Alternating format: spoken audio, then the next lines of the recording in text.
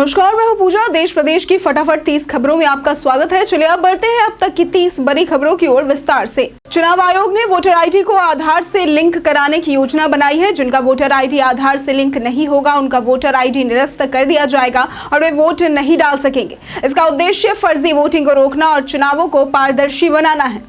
Railway ने महिलाओं, बुजुर्गों और दिव्यांगों के लिए लोअर बर्थ सुनिश्चित करने की व्यवस्था शुरू की है। अब वरिष्ठ नागरिकों, गर्भवती महिलाओं और विकलांग व्यक्तियों को स्वचालित रूप से निचली बर्थ मिलेगी और रिक्त बर्थ को प्राथमिकता के आधार पर फिर से आवंटित किया जाएगा।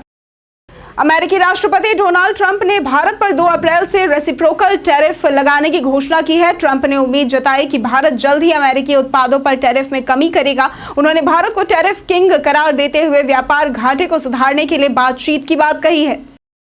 गूगल ने $32 अरब में साइबर सिक्योरिटी कंपनी विज को खरीदने का ऐलान किया है, जो गूगल का अब तक का सबसे बड़ा अधिग्रहण होगा। ये डील गूगल क्लाउड के विस्तार का हिस्सा है और इससे गूगल को अपने क्लाउड सुरक्षा क्षेत्र को बेहतर बनाने में मदद मिलेगी। आयकर विभाग ने आंध्र प्रदेश और तेलंगाना में स्टेनोग्राफर, टैक्स असिस्टेंट और मल्टीटास्किंग स्टाफ के 56 पदों पर भर्ती निकाली है। इच्छुक उम्मीदवार 5 अप्रैल तक आवेदन कर सकते हैं। चयन के लिए योग्यता, आयु सीमा और स्किल टेस्ट जैसी शर्तें निर्धारित की गई हैं। उत्तराखंड के 4 धाम यात्रा के लिए रजिस्ट्रेशन आज से शुरू हो गए हैं, जिसमें आधार कार्ड आधारित पंजीकरण भी शामिल है। श्रद्धालु वेबसाइट और मोबाइल ऐप के माध्यम से पंजीकरण कर सकते हैं। यात्रा के दौरान टोकन प्राप्त कर दर्शन के लिए समयानुसार जाने की व्यवस्था होगी। भारतीय सेना ने स्वदेशी ए-टैग्स यानी कि advanced towed artillery gun system की खरीद को मंजूरी दी है। 7,000 करोड़ रुपए के सौदे के तहत 300 से ज्यादा हावित्जर तोपें खरीदी जाएंगी, जो दुनिया की सबसे ज्यादा रेंज वाली हैं। डीआरडीओ द्वारा विकसित ये तोपें 48 किलोमीटर तक मार कर सकती है। दिल्ली के मयूर विहार 2 में स्थित 3 मंदिरों को तोड़ने का नोटिस डीडीए ने जारी कर दिया है, जिसके बाद स्थानीय निवासियों ने इसका विरोध किया है। सुप्रीम कोर्ट ने याचिका खारिज करते हुए हाई कोर्ट जाने की सलाह दी है। मंदिरों की उम्र 40 साल से अधिक बताई गई है और उनका धार्मिक महत्व भी है। दिल्ली एनसीआर में अगले हफ्ते तापमान 36 डिग्री तक पहुंच सकता है। मौसम विभाग ने 7 दिन का अलर्ट जारी किया है। वहीं बिहार में तेज हवाओं और भारी बारिश की संभावना है, जबकि पहाड़ी इलाकों में बर्फबारी के कारण तापमान गिर रहा है।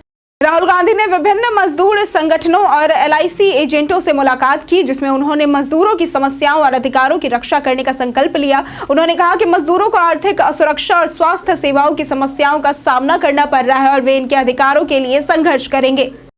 बिहार विधानसभा चुनाव को लेकर भाजपा ने 2 करोड़ प्रवासी बिहारियों को लुभाने की योजना बनाई है। पार्टी का मानना है कि अगर ये लोग मतदान के लिए प्रेरित होते हैं तो नतीजों पर असर पड़ सकता है। इसके लिए भाजपा 23 मार्च से संपर्क अभियान शुरू करेगी। रेलवे ने अप्रैल और मई में विभिन्न ट्रेनों के परिचालन में बदलाव किया है। मौर्य एक्सप्रेस और गोरखपुर रांची एक्सप्रेस समेत कई ट्रेनें रद्द रहेंगी। यात्रियों को इन तिथियों के दौरान यात्रा करने से पहले अपडेट चेक करने की सलाह दी गई। व्हाट्सएप जल्द ही ब्रॉडकास्ट मैसेज की संख्या पर लिमिट लगाने जा रहा है, जिससे स्पैम मैसेज कम होंगे। इसके अलावा व्हाट्सएप बिजनेस यूजर्स को कस्टमाइज ब्रॉडकास्ट मैसेज भेजने के नए फीचर्स मिलेंगे और वीडियो कॉल्स के लिए कैमरा बंद करने का विकल्प भी आएगा। फेसबुक ने स्टोरीज के लिए नया मोनेटाइजेशन ऑप्शन पेश किया है, जिससे क्रिएटर्स अपनी पब्लिक स्टोरीज से पैसे भी कमा सकेंगे। वे पुराने कंटेंट को भी स्टोरी में शेयर करके कमाई कर सकते हैं। यह फीचर फेसबुक के मौजूदा मोनेटाइजेशन प्रोग्राम में शामिल क्रिएटर्स के लिए उपलब्ध है। 1 अप्रैल 2025 से एनपीसीआई नए नियम लागू करेगा, जिसके तहत लंबे समय से इनएक्टिव मोबाइल नंबरों को बैंक अकाउंट से हटा दिया जाएगा। इससे यूपीआई पेमेंट में परेशानी हो सकती है। यूजर्स को अपने मोबाइल नंबर और बैंक डिटेल्स अपडेट करने की सलाह दी गई है। चैंपियंस ट्रॉफी 2025 में भारतीय टीम को 58 करोड़ रुपए की इनामी राशि मिली है, जो आईपीएल 2025 की पुरस्कार राशि से कहीं ज्यादा है। आईपीएल 2025 में विजेता टीम को 20 करोड़ रुपए मिलेंगे, जबकि चैंपियंस ट्रॉफी की कुल पुरस्कार राशि 59 करोड़ है। जया बच्चन ने अक्षय कुमार की फिल्म टॉयलेट एक प्रेम कथा और पैडमैन की आलोचना की है, जिससे सोशल मीडिया पर अब हंगामा मच गया है। ट्रोलर्स ने उन्हें उनके पति अमिताभ बच्चन की फिल्म भूतनाथ की याद दिलाई, जो पेट और पॉटी पर आधारित थी। बिहार में किसानों और जनता के लिए बड़ी राहत। अब राजस्व विभाग के 25 प्रकार के दस्तावेज 72 घंटे में ऑनलाइन उपलब्ध होंगे। ये दस्तावेज डिजिटल, हस्ताक्षरित और सत्यापित होंगे। इसके अलावा गांव का नक्शा भी अब जल्द और सरल तरीके से प्राप्त किया जा सकेगा। बीसीसीआई ने चैंपियंस ट्रॉफी 2025 जीतने पर टीम इंडिया को 58 करोड़ का इनाम देने का ऐलान किया है। रोहित शर्मा की अगुवाई में टीम इंडिया ने न्यूजीलैंड को 4 विकेट से हराया। ये राशि खिलाड़ियों, कोचिंग स्टाफ और चयनकर्ताओं को मिलेगी।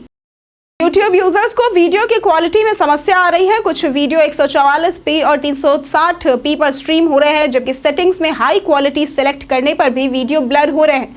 गूगल इस मुद्दे को जानता है, लेकिन अभी तक समाधान जारी नहीं किया गया है। रेल मंत्री अश्विनी वैष्णव ने कहा कि वंदे भारत एक्सप्रेस का किराया ट्रेन की सुविधाओं और लागत पर आधारित है। हालांकि उन्होंने ये भी बताया कि किरायों का मूल्यांकन एक निरंतर प्रक्रिया है और रेलवे कम आय वर्ग के लिए उच्च गुणवत्ता वाली सेवाएं प्रदान कर रहा है। बांग्लादेश ने प्रधानमंत्री मोदी से बिम्स्टेक समिट के दौरान द्विपक्षीय बैठक के लिए संपर्क किया है। दोनों नेता अप्रैल में बैंकॉक में मिलने की संभावना है। यह बैठक द्विपक्षीय संबंधों, व्यापार, जल संसाधन प्रबंधन और क्षेत्रीय स्थिरता पर चर्चा का अवसर प्रदान करेगी। केंद्रीय विद्यालय में कक्षा 1 और बाल वाटिका के लिए आवेदन की अंतिम तिथि 21 मार्च 2025 है। इच्छुक अभिभावक kvsonline.admission.kvs.gov.in वेबसाइट पर आवेदन कर सकते हैं। आवेदन के लिए जरूरी दस्तावेज और आयु सीमा भी बताई गई है। गूगल पिक्सल 9a भारत में लॉन्च हो गया है, जिसमें 6.3 इंच का OLED display, 48 MP dual camera और 5100 mAh बैटरी जैसे फीचर्स मौजूद है। ये फोन 49,999 रुपए की कीमत में उपलब्ध है और 3,000 रुपए का कैशबैक और नो कॉस्ट EMI ऑफर के साथ अप्रैल में बिक्री के लिए आएगा। एक्सपोनेंट एनर्जी इस साल के अंत तक भारत में दुनिया का पहला 1.5 megawatt ultra fast charging system launch करने जा रही है, जो BYD के 1 मेगावाट सिस्टम को चुनौती देगा। यह नई तकनीक केवल 4 मिनट में इलेक्ट्रिक वाहनों को चार्ज करने की सुविधा प्रदान करेगी, जो मौजूदा सिस्टम से कहीं तेज है। प्रधानमंत्री नरेंद्र मोदी की अध्यक्षता में रक्षा मामलों पर कैबिनेट की समिति ने 7,000 करोड़ रुपए के रक्षा सौदे को मंजूरी दी है। इस सौदे के तहत 307 स्वदेशी advanced towed artillery gun system यानी कि ATAGS और 327 वाहनों की खरीद की जाएगी, जो भारतीय सेना की ताकत को बढ़ाएंगे। रियलमी ने भारत में Realme P3 Ultra 5G और Realme P3 5G smartphone launch किए हैं। P3 Ultra 5G में MediaTek Dimensity 8350 अल्ट्रा चिप और 50 मेगापिक्सल कैमरा है, जबकि P3 5G में Snapdragon 6 जनरेशन 4 चिप और 50 मेगापिक्सल कैमरा है। दोनों में 6000 mAh बैटरी और AMOLED डिस्प्ले भी मौजूद है। क्रिकेटर युजवेंद्र चहल और एक्ट्रेस धनश्री वर्मा का तलाक हो चुका है, जो फैमिली कोर्ट द्वारा आधिकारिक रूप से मंजूर किया गया। कोर्ट से बाहर आते वक्त चहल की टी-शर्ट पर be your own sugar daddy court ने चर्चा छेड़ दी, जिसे लोगों ने धनश्री से जोड़कर देखा। दिल्ली सरकार के मुख्यमंत्री तीर्थ यात्रा योजना के तहत 60 साल या उससे अधिक उम्र के बुजुर्गों को मुफ्त तीर्थ यात्रा का लाभ दिया जाता है। इसमें सरकार यात्रा, भोजन, आवास और परिवहन का खर्च उठाती है। ये योजना फिलहाल जारी है और आवेदन ई-डिस्ट्रिक्ट पोर्टल से किया जा सकता है। सलमान खान की अपकमिंग फिल्म सिकंदर को लेकर फैंस में जबरदस्त क्रेज बना हुआ है। फिल्म की रिलीज के पहले दिन बॉक्स ऑफिस पर शानदार शुरुआत की उम्मीद जताई जा रही है और रिपोर्ट्स के मुताबिक ये सलमान की पिछली हिट फिल्मों की ओपनिंग रिकॉर्ड को भी तोड़ सकती है। बीते दिन जिन लोगों ने हमारे कमेंट सेक्शन में कमेंट किया था, उनके नाम हैं संतोष कुमार झा, नौशाद रजा, संजय कुमार, विजय राय, MD शाकर हुसैन, रौनक, संजीव कुमार गौरी और दीपक कुमार। इसी के साथ बढ़ते हैं आज के सवाल की ओर। आज का सवाल है, आपके क्षेत्र में प्रदूषण की क्या स्थिति है? आप अपना जवाब हमें हमारे कमेंट सेक्शन में लिखकर जरूर बताएं। आज के लिए सिर्फ इतना ही। वीडियो हमारे साथ बने रहने के लिए धन्यवाद।